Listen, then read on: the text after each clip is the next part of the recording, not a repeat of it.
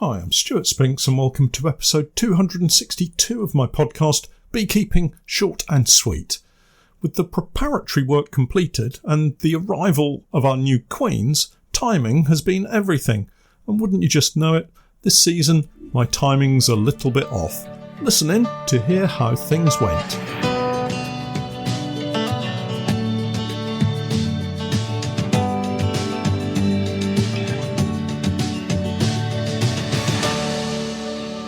Beekeeping Short and Sweet, a beekeeping podcast for the inquisitive beekeeper with a short attention span. A beekeeper, in fact, just like me. Hi everyone, and thanks for joining me on my weekly travels through our beekeeping journey. It's been an interesting week, to say the least. Firstly, and without apology, it's the weather roundup. What a week! Some sweltering hot days, clear blue skies, and not a drop of rain. Actually, that's not quite true because as I speak, we've had a very small amount of rain overnight. Just enough to splash on the truck and make the dust form little ringlets of dirt so that I have to wash it again, otherwise it's going to look really dirty. I only washed it just this past week. I had a delivery of honey to make and set out really early, just after 5 a.m. in the morning. It was bonkers early, but I just don't sleep in anymore, so if I'm awake, then why not do something useful? At least it gave me a full day of beekeeping to get involved in once I got back. It was a round trip of around 2 hours and honestly well worth it, if only for the sunrise. I live quite close to Norwich Airport, one of the smaller provincial airports here in the UK, and I had to drive past the airport to get out of Norwich on the road to make my delivery. Well, what a sunrise. It was simply stunning. Because of the runways, there's a very long, flat section of grassland across the entire airport, and it allows a view across to the far horizon. For those who don't know Norfolk terribly well, it is fairly flat, certainly compared to the rest of the UK. Anyway, my timing was spot on. As I passed an open fenced area, the sun was just rising above the farthest point, revealing a dark orange semicircle of light and heat. I really wanted to stop and take a photograph, but at the same time I wanted to get the delivery sorted. When you know sometimes how a picture you take, especially on a mobile phone, is never quite as good as the image your eyes see, I decided not to stop. The delivery went without a hitch, even though it was a long haul. Worth it though, because this customer always places a large order, making the fuel costs worth it. Anyway, on my return it was still early, and I decided, for whatever reason, that the truck needed a wash. Honestly, I've often taken it to the local car wash guys who do a pretty good job, but recently their standards have gone down while the prices have skyrocketed. Time to get the pressure washer out and do it myself. The truck sparkled, but was soon covered with another fine coating of dust after all the farm tracks of this week. A little spot of rain last night, and here we are with dirty little circles dotted all over the bonnet. You'll have to excuse the diversion. I think my point is it's been dry and hot all week, but today things are set to change. We have thunderstorms in the forecast. Not my forecast, you understand, so don't expect it to be terribly accurate. Not that my forecasts are any better. Backpedaling to the beginning of last week, the new queens arrived from Northumberland Honey. As always, very well packaged, and our postman is now very aware of what's in the package and knows to make his first delivery to us. They always park opposite our house each day anyway, so it wasn't a massive detour for him. I really like to get these queens out and into their respective hives as soon as possible. It's not great to have them sitting around on the kitchen worktop for days on end, so it makes sense to plan the calendar and get them in as soon as they arrive. It was a scorchingly hot day too, so it made perfect sense to sort them out and not let them bake in the box. The first thing to do was to give them a little spray of water. This not only gives them something to drink should they need it, but it also helps to cool them down. There were 50 new queens in total, split between 2 small boxes, and at some cost, so they needed to be well looked after. Once in the truck, they were kept out of the direct sunlight, and to help with this, covered with a very damp hand towel. Whatever you do, don't just throw the box onto the dash and leave it there to roast. It will do the bees no good at all. Likewise, they don't need to be put into a cool box with freezer blocks. Just somewhere in the middle. Common sense, please. Now, I mentioned I had my timings wrong. This spring and early summer has been a real test. Anyway, I was probably just 1 or 2 days out this time round. I missed the opportunity to add queen excluders to the colonies that we had double brood setups, and as a result, when we split these colonies, there were inevitably some eggs and young larvae left in some of the frames of these now queenless splits. All this does is give those splits a chance to reproduce their own queens at the expense of our introduced queen. An expensive error, but not as bad as it could have been, as I found out. The introduction of new queens is a pretty simple process really, timings aside. Each queenless nuke was inspected for any new emergency queen cells, and these were removed. Important because if left, the small nuke will undoubtedly destroy your new queen. More on that in a moment. As you would expect, there are many different types of queen introduction cage, but the principle is generally the same for pretty much all of them.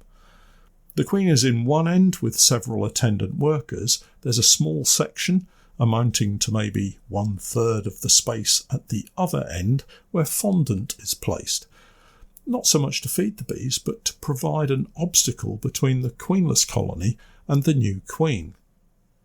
Beneath this is a small tab that is broken off to allow the bees in the queenless colony to eat their way through that fondant to the new queen, thus releasing her into said colony.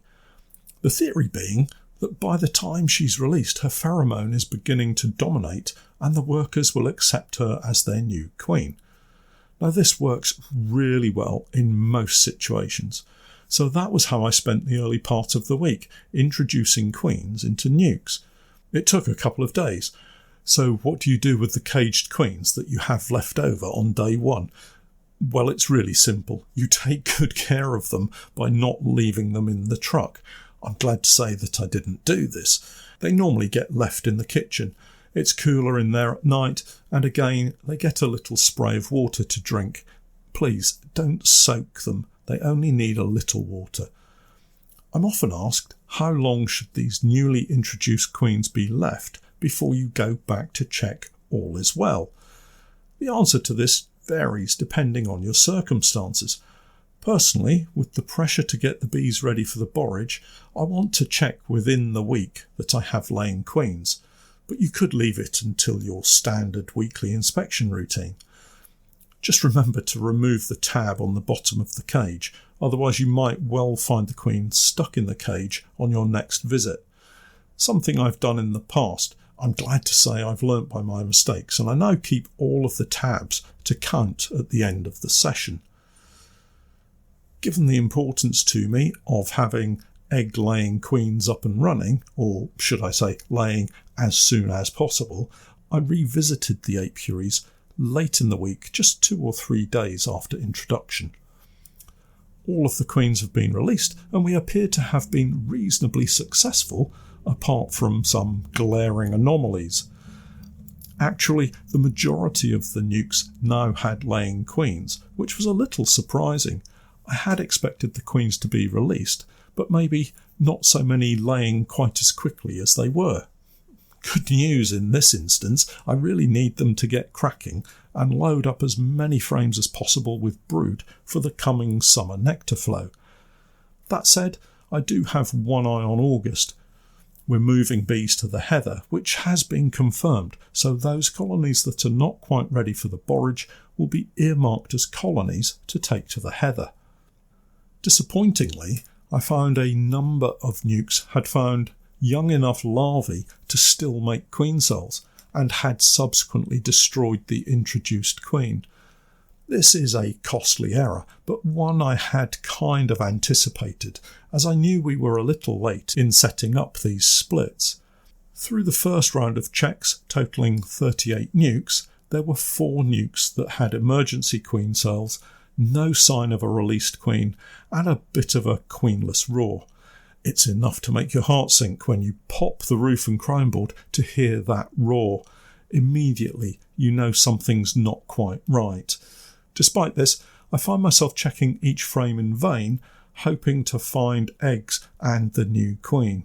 So far, I've been disappointed each time. One nuke that I checked had workers mobbing the queen, stinging her, and surrounding her en masse, something referred to as balling. I managed to get the workers off, only to find the queen was long dead and the workers were just making sure. Very disappointing.